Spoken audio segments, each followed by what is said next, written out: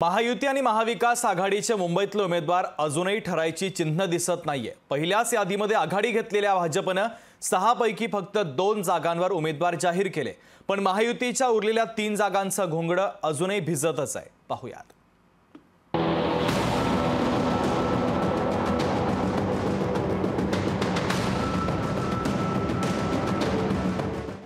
मुंबईत मतदानाला जेमतेम 1 महिना उरला आहे। 20 मेला मुंबईत मतदान होणार आहे, पण महायुती आणि महाविकास आघाडीचे मुंबईतले उमेदवार अजूनही ठरायची चिन्ह नाहीये।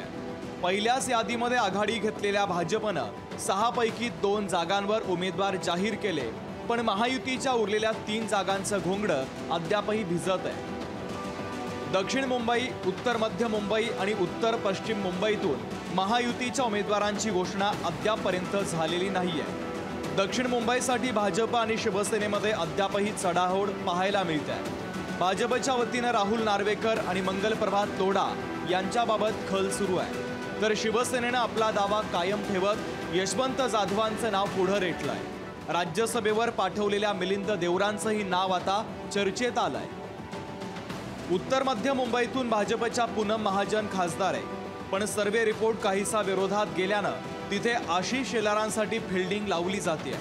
शेलारही इच्छुक नाहीयेत, पण पक्षाने सांगितल्यास लढण्याची त्यांची तयारी आहे। दुसरीकडे उत्तर पश्चिम मध्ये अमोल कीर्तिकरांच्या विरोधात महायुतीला उमेदवार सापडेनासा झाला। संजय निरुपम यांच्या नावाची जोरदार चर्चा आहे। महायुतीचं ठरेनासं झालंय, पण महाविकास आघाडीतला काँग्रेसही काहीसा चाचपडतोय। उत्तर मध्यमध्ये उमेदवारांच्या शोधात असलेल्या काँग्रेसला उत्तर मुंबईत तर उमेदवारही दृष्टीपथात नाहीये, म्हणूनच त्यांनी घोसाळकरांना साकडं घातलंय। पण घोसाळकरांना मशाल चिन्हावर लढायचं आहे, त्यामुळे हाही तिढा क्लिष्ट होत चाललाय। मुंबईसारख्या महत्त्वाच्या जागांवर प्रचाराच्या रणधुमाळीत उतरण्याऐवजी दोन्ही आघाड्यांकडून अद्यापपर्यंत उमेदवारांवरच खल सुरू आहे। आता मुंबईकरांच्या पदरात कोण पडतंय हे पाहणं मात्र महत्त्वाचं आहे।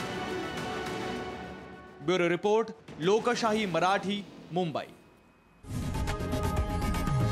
लोकशाही मराठी, ऐका, पहा, जागरूक रहा।